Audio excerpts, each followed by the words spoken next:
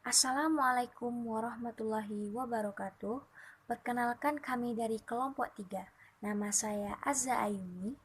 Saya Elvina Dayanti. Nama saya Safira.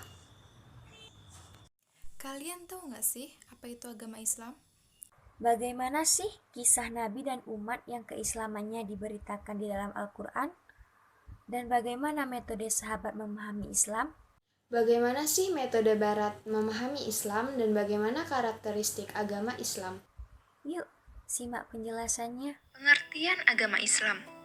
Islam adalah agama wahyu yang diturunkan dari Allah Subhanahu wa taala melalui perantaran seorang nabi atau rasul dan terakhir melalui perantaran Nabi Muhammad SAW. Islam berasal dari 3 akar kata, yaitu aslama, yaslimu, islaman, yang artinya menyerahkan diri, tunduk, patuh, taat, damai, dan selamat. Secara istilah, Islam adalah nama bagi agama di mana ajaran-ajarannya merupakan wahyu Tuhan melalui Rasul kepada manusia. Lebih tegasnya lagi, Islam merupakan ajaran-ajaran yang diwahyukan oleh Allah SWT kepada seorang Rasul, Nabi Muhammad SAW, untuk umat manusia. Menurut Umar bin Khattab, Islam adalah agama yang diturunkan Allah kepada Nabi Muhammad SAW, di mana agama Islam meliputi akidah, syariat, dan akhlak. Menurut Nabi Muhammad SAW, Islam adalah bahwa Anda mengakui tidak ada Tuhan selain Allah dan Muhammad adalah utusannya. Dan Anda juga mengerjakan sholat dan mengeluarkan zakat, puasa di bulan Ramadan, dan Anda juga melakukan haji di Baitullah jika Anda mampu melakukannya. Ruang lingkup agama Islam meliputi yang pertama, akidah, yaitu meyakini dengan seyakin-yakinnya bahwa Islam adalah agama yang benar dan meyakini rukun Islam dan rukun iman. Yang kedua yaitu syariat, yaitu semua aturan yang Allah turunkan untuk para hambanya, baik terkait masalah akidah, ibadah, muamalah, adab maupun akhlak, baik terkait hubungan makhluk dengan Allah maupun hubungan antara sesama makhluk. Yang ketiga yaitu akhlak. Imam Al-Ghazali menyebutkan, akhlak ialah suatu sifat baik yang biasanya akan memiliki akhlak yang baik juga, dan sebaliknya jika seseorang memiliki akhlak yang tercela. Islam sebagai agama para rasul. Semua nabi dan rasul membawa agama yang sama, yaitu Islam. Semua inti ajaran nabi dan rasul adalah tauhid atau mengesahkan Allah Subhanahu wa taala. Berita keislaman para rasul terdahulu yang dikabarkan di dalam Al-Quran menjadi bukti bahwa agama para rasul terdahulu sebelum Nabi Muhammad SAW adalah Islam. Karena dasar ajaran semua nabi adalah sama.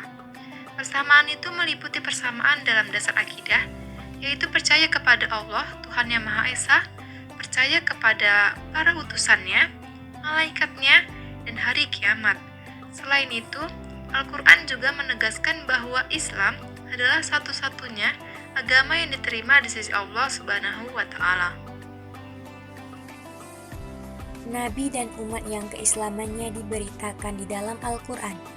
Yang pertama, kisah Nabi Nuh alaihissalam dan umatnya. Nabi Nuh alaihissalam merupakan rasul pertama setelah Nabi Adam alaihissalam. Diceritakan dalam Al-Quran beragama Islam. Allah memerintahkan kepada Nabi Muhammad SAW untuk mengabarkan kepada kaum muslimin untuk mengikuti ajaran Nabi Nuh alaihissalam, seperti dalam Quran Surah Asy-Syura ayat 13.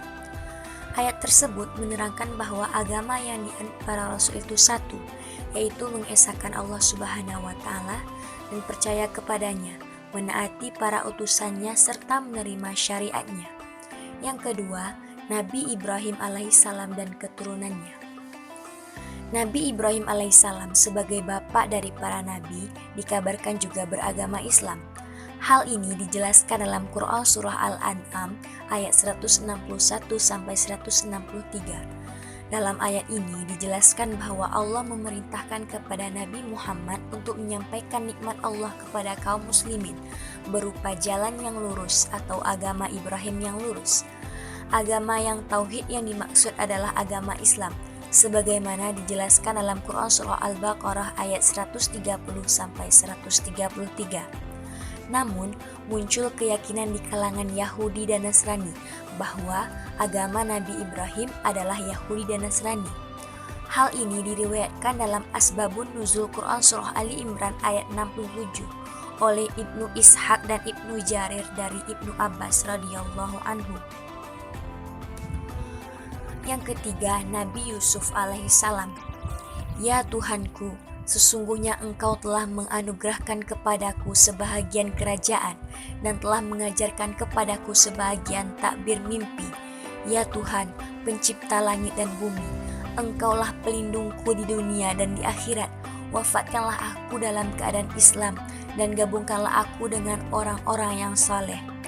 Ayat di atas menceritakan doa Nabi Yusuf alaihissalam agar dimatikan dalam keadaan Islam.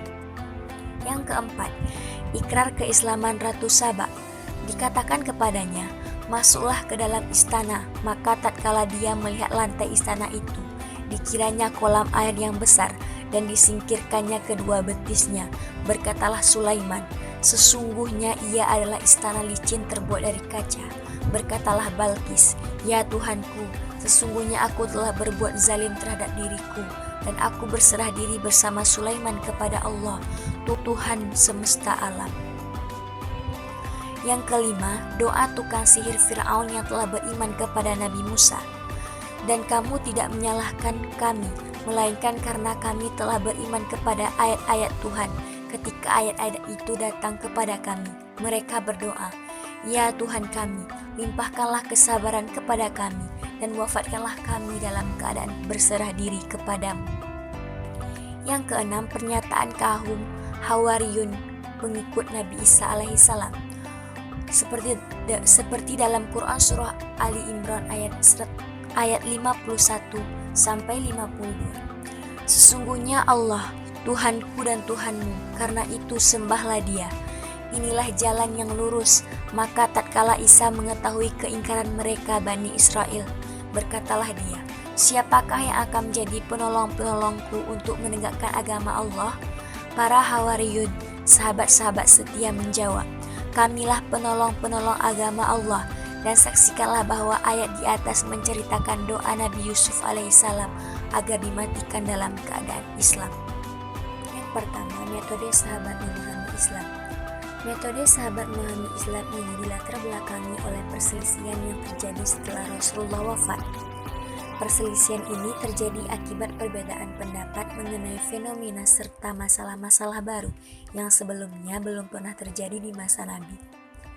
Maka tiap sahabat menjawab masalah-masalah tersebut dengan apa yang mereka hafal dari Nabi atau berijtihad sesuai kadar ilmu yang mereka dapat dari Nabi Muhammad SAW. Pemahaman sahabat secara global itu kemudian diwariskan kepada generasi berikutnya, sampai tiba di masa ada imam mujtahid yang kemudian dipetakan dan dimodifikasi secara berkesinambungan sampai saat ini.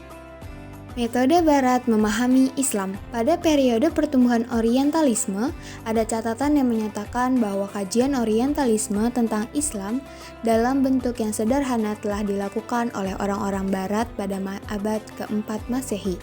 Orientalisme merupakan suatu paham atau aliran yang menyelidiki hal-hal yang terkait dengan ketimuran dalam pengertian yang luas meliputi seluruh kebudayaan dan peradaban timur. Awal ketertarikan bangsa Barat atau Eropa terhadap Islam mulai tampak ketika mereka bersentuhan langsung dengan peradaban Islam. Saat itu orang-orang Eropa mulai berduyun-duyun menuntut ilmu pengetahuan di berbagai pusat kebudayaan Islam. Berkembangnya ilmu pengetahuan dan teknologi di kalangan Barat justru membuat mereka mulai penasaran mencari kebenaran sejati melalui Islam. Untuk itulah, setelah mencari melalui penelitian keilmuan melalui bidang studi lain, akhirnya beberapa orang Eropa dan Amerika mengakui Islam adalah ajaran yang benar. Karakteristik agama Islam yang pertama yaitu Rabbaniyah atau ketuhanan. Karakteristik Rabbaniyah mengandung arti bahwa agama Islam merupakan agama yang bersumber dari Allah Subhanahu wa Ta'ala, bukan bersumber dari manusia atau kreasi pemikiran manusia. Ajaran Islam bersumber dari Allah yang memiliki sifat maha sempurna, maka ajaran Islam akan senantiasa aktual dan kontekstual sepanjang masa. Dan yang kedua yaitu komprehensif. Islam yang komprehensif dapat dilihat dari segi kedudukannya dan perbandingan dengan agama-agama samawi lainnya, yakni bahwa agama Islam adalah agama yang terakhir yang melengkapi dan menyempurnakan agama samawi lainnya yang sebelum itu. Dan yang ketiga ada yang namanya humanis.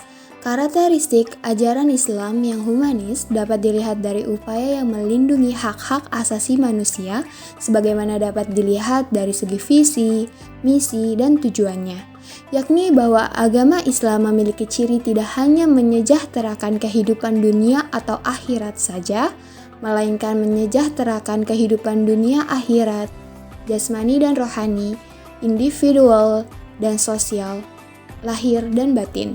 Tidak hanya bersifat lokal, nasional, ataupun regional, melainkan juga bersifat internasional. Dan hal ini sejalan dengan firman Allah yang artinya, dan carilah pada apa yang telah dianugerahkan Allah kepadamu kebahagiaan, negeri akhirat, dan janganlah kamu melupakan bagianmu dari kenikmatan dunia, dan berbuat baiklah kepada orang lain, sebagaimana Allah telah berbuat baik kepadamu. Dan janganlah kamu berbuat kerusakan di muka bumi, sesungguhnya Allah tidak menyukai orang-orang yang berbuat kerusakan. Yang keempat yaitu universal. Islam bersifat universal, yaitu mencakup semua manusia di dunia, tidak dibatasi oleh lautan maupun batasan suatu negara. Islam mengajarkan kepada pemeluknya tentang keesaan Allah Subhanahu wa Ta'ala. Hal ini menunjukkan bahwa Islam secara tegas menentang segala bentuk kemusyrikan. Maksud universalisme dalam Islam adalah umat Islam itu utuh dan merupakan satu kesatuan walaupun berbeda-beda suku, bangsa, dan bahasa. Nah, setelah materi-materi tadi sudah dijabarkan dan dijelaskan oleh saya dan teman-teman saya, maka kita bisa mengambil kesimpulan yaitu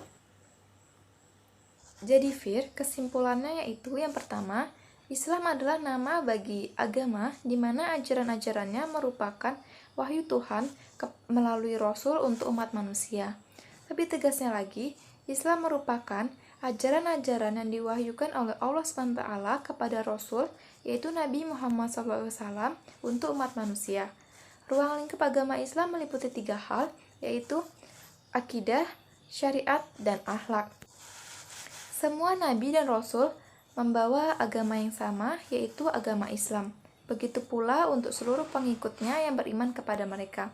Semua inti ajaran nabi dan rasul adalah tauhid atau mengesahkan Allah.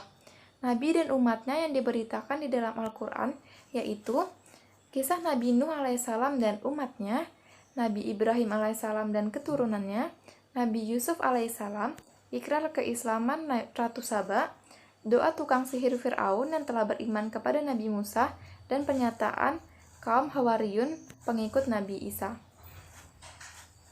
Metode sahabat memahami Islam dilatar belakangi oleh perselisihan yang terjadi setelah Rasulullah wafat. Metode Barat memahami Islam bermula dari kajian orientalis yang menyebutkan bahwa umat Islam sebagai kaum Saracen. Namun, mereka juga tertarik dengan Islam setelah ilmu, pengetahuan, dan teknologi berkembang. Karakteristik agama Islam ada 4, diantaranya yang pertama, Rabbaniyah atau karakteristik ketuhanan, yang kedua, komprehensif atau syumul, yang ketiga, humanis atau insaniyah, dan yang keempat, universal atau alamiah. Nah, demikianlah penjelasan kami mengenai materi agama Islam. Jika terdapat kesalahan, kami mohon maaf yang sebesar-besarnya. Terima kasih atas perhatiannya. Wassalamualaikum warahmatullahi wabarakatuh.